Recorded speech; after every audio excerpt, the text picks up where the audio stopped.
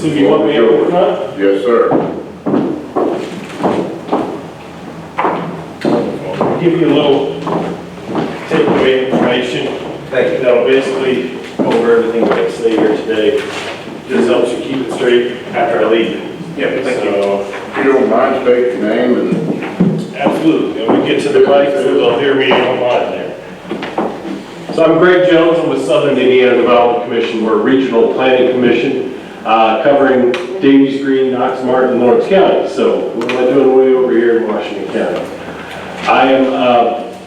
Have been working on for the past 5 years developing up a regional land bank. It's a long process. Had to change legislation in order to allow me to work amongst counties and set it up as a region. A land bank, many people don't exactly know what it means, but it's a local government tool that can be used in order to help deal with dilapidated properties in your community. The land bank has special legislation that allows it to clear liens off of property, accept property from commissioner sales or tax sales, and then work to get those properties into responsible ownership. And so it becomes a conduit for those county governments in order to get properties into that responsible ownership, and that's really what we're trying to get to. Typical properties that a land bank is going after is really those properties that they're not paying their taxes on, and they've fallen into disrepair to the point where no one is, the investment is not there in order to buy the property, tear it down, build a new home there, or to rehab the property. So it's really going after those really dilapidated properties in the communities, trying to stabilize the neighborhoods in the region. So we have been working to establish this land bank, and we have gotten to the point where we are forming the land bank. And part of the Indiana Uplands Ready initiative is to seed fund the land bank. And so they have asked me to take my 5-county area that I'm looking at and try and expand it out for all of the Indiana Uplands area. So if you look at page 11 there of my slides, that'll kind of show you the area that I'm looking at expanding the land bank into. Not every county is going to opt into this land bank. There's certain counties where properties, even if they are upside down with back taxes or things like that, there's still developers that are willing to take on those properties. But a lot of our rural counties really could utilize the land bank quite well and would really benefit from those things. The land bank will be set up as a not-for-profit. What we would be asking is the land bank not-for-profit will have one member from each of the counties. So we'll set up as somewhere between 7 and 9 members. I'm anticipating somewhere between 7 and 9 counties are going to opt in out of the total of 12 that I'm currently pitching to. And so that will allow for governments. There will be a board that will be set up, and really we'll be able to market properties. There'll be a GIS database system that's set up that markets those properties year-round. And then when people want to purchase those properties, they have to do an application process. So in that application, they have to make sure that they're financially solvent. They have to tell us what the plan is for the property, if it's going to be a rehab or if they're going to build new. They have to tell us whether it's going to be like single family or whether it's going to be a rental unit or what's going to go back into that property. And there's actually clawbacks that the land bank will have to be able to take the property back if the prospective purchaser doesn't do what they say they're going to do in the right amount of time. And so it really creates a lot of mechanisms there to make sure that that property ends up with a responsible property owner, developer, or entity that's going to use that property. We want to have local buy-in and local knowledge going into the properties that we'd be looking to rehabilitate or tear down.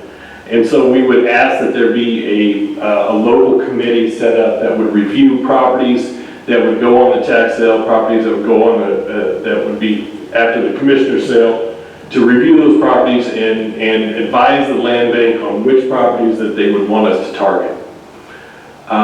And, you know, not every property is valuable property, but, you know, we would be looking to target the ones that would have the most benefit for those neighborhoods, stabilizing the neighborhoods or stabilizing those communities. Let's see, the READY funding is going to seed fund it for the next 2 years. And so really what we're asking for is a small buy-in for communities or for each of the counties to do the buy-in on this. It helps just show that you're willing to put a little something towards the project, and we're asking for $5,000 for 2003 and $5,000 for 2004.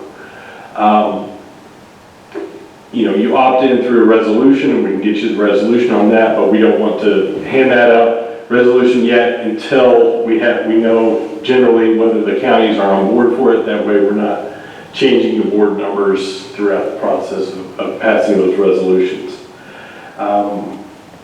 The amount of seed funding that they're putting towards this is roughly around $2 million to $2.5 million. And so what I'm looking at is to be able to spend about $100,000 in each county each year that it's open. And then once we get beyond that, you know, the sales of the properties that we have will help run the land bank further into the future. But then it's, you know, it's not a self-sustaining thing. It's a service that has to be done, and you know, we would be looking with our board members there to help set up a mechanism for funding it into the future. But we have that opportunity to do 2 years really trying to figure out how this operates the best, how it operates efficiently, and then also creates the impact that you want it to create. Let's see here. What I also would need from you guys is you know, if you opt into it, is help me set relationships with people in the area that would be able to do maintenance. So like boarding up different properties that would, you know, be potential hazards for people to go into, or where there may be potential squatters. And then also people that like do mowing, and try to set up local contracts with people in order to handle some of those maintenance items there. We would anticipate just using one attorney that would do the process across the entire region, because it just makes it more efficient if we're just dealing with one rather than 8 or 9 different attorneys on that. So that's it in a nutshell. Like I said, we've been on this journey for a long time, and you know, when people hear land bank, they think of an entity that's just going to buy a property and hold those things. Not the intent of this organization. We're trying to get it into the hands of responsible property owners as soon as possible. And ideally, what we like to do is when the property is donated over, then you still have to go through that 6-month remonstration period where the homeowner that wasn't paying the taxes can go back on and buy their property back if they pay all the fees and stuff that are on there. So there's still some risk in that, but once we get through that process, we really want to try and work so that we can get it done before the end of December. That way we can go on the tax roll for next year. I mean, that's the ultimate goal. You know, whether time we're able to do that, a lot of things have to line up to be able to make that work. But I guess I'd open it up to any questions you guys might have. So, Mr. Jones, the main function of this would be, is it really to provide housing or just to clean up blighted, dilapidated places? My goal is, and my focus is, and really it'll be, you know, set by the board, but I'll be advising, is to create new housing on infill lots. So you're not having to expand utilities out into greenfields or into different areas. You're building housing in existing lots, and you're stabilizing the neighborhoods that you have, so people want to reinvest in those neighborhoods. So, I mean, there's also hopes that you can target certain neighborhoods and maybe pick up 4 or 5 homes in a couple block area to maybe entice a developer into taking on a larger project and that kind of stuff. But it's, you know, we got to see how everything works out, where the property is located at, and you know, there's just a lot of unknowns in the process. Yeah, lots of different situations. Yeah. Mhm. And you do take over ownership of the property? Yes. Mhm. But when it's rehabilitated, then obviously you put it on the market, right? Yeah, it goes onto the market, yes.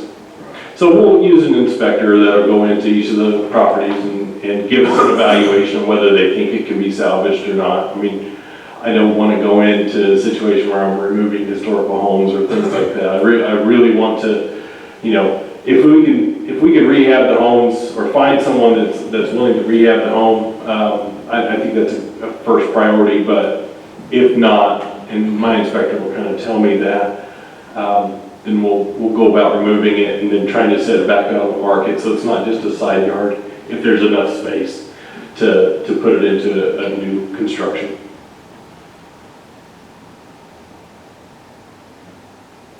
Sounds good. Excuse me, just a minute. Yeah. Tammy, are you familiar with Mr. Jones, or did you? Yeah, we've been on some meetings together in the same region. Okay. My question, and I've been following this, is it only properties that don't sell at commissioner sales? So you can also get properties after the tax sales, and so there's another mechanism there. And then if there's, what I'm finding out is a lot of counties have an inventory of properties as well that they already own, that they haven't been able to market well and sell properties on. So, you know, we would want to dig into your inventory to start off with to see if there are any of those properties like that. And yeah, it really, those are the 2 main areas that you're wanting to go on because it's the lowest cost option for getting those properties. And they're typically the properties that are hard to redevelop. Yeah, it's just, that's typically how it's done. We don't have a lot of properties after commissioner sales, do we? Kyra, that's what I was thinking, because that was the only thing when, Yeah. Craig, when you were saying that. That Yeah. we don't have a huge, I mean, we've got people that come to tax sales and they buy them, and it's usually like strange situations where they're not purchased. Yeah, and so there's a lot of prioritization too that we would look at going after the tax sales, because there's some off the tax sales that are a little bit more difficult to get into than after the commissioner sale, because commissioner sale lowers the price so much on that entry. But we would, you know, prioritize then on the tax sale. I mean, it's an ongoing process on this, and then we would also hope to work with code enforcement in the area to kind of make sure that, you know, a lot of times code enforcement doesn't get notified because the neighbors just get used to the property looking that way. And so, you know, land banks can often be a mechanism for, you know, a code enforcement mechanism there to target a property to get cleaned up. As well, the land bank is going to, you know, this is kind of just a side benefit of it. We'll have it so that it will be established for, so it could take on brownfield property. So we're talking about industrial, commercial property that have perceived or real blight or environmental contamination on those sites. I know that becomes a real issue with a lot of counties and government officials. They don't want to end up in the chain of title on a piece of property that may have environmental issues with it. So that land bank can be used as a mechanism for holding properties that way as you go through a cleanup process on those. And so it's just an added benefit. It's not the main focus on, but it's just a nice to have additional mechanism with the land bank. So. Okay. Sounds interesting. Yep. So I don't ask you, I'm not asking you to make a decision today. I wouldn't want to do that for the first time of hearing someone pitch an idea or kind of look at things. So if you know, here to pitch it, I want you guys to ask questions, and if things pop up in your head later on, ask those questions more, but we're asking to try and get this, everyone to opt in really by September, or in September. And that will help me be able to establish the organization, get all the legal paperwork filed, and move forward. I think I heard that maybe the town of Paoli or Orange County had adopted this. Yes. Yeah. Any other questions for Mr. Jones? No, we'll certainly look at it. Okay. Be in touch if we have questions. Sounds good. All right. I'm available. Thank you. Thank you. Nice to meet y'all.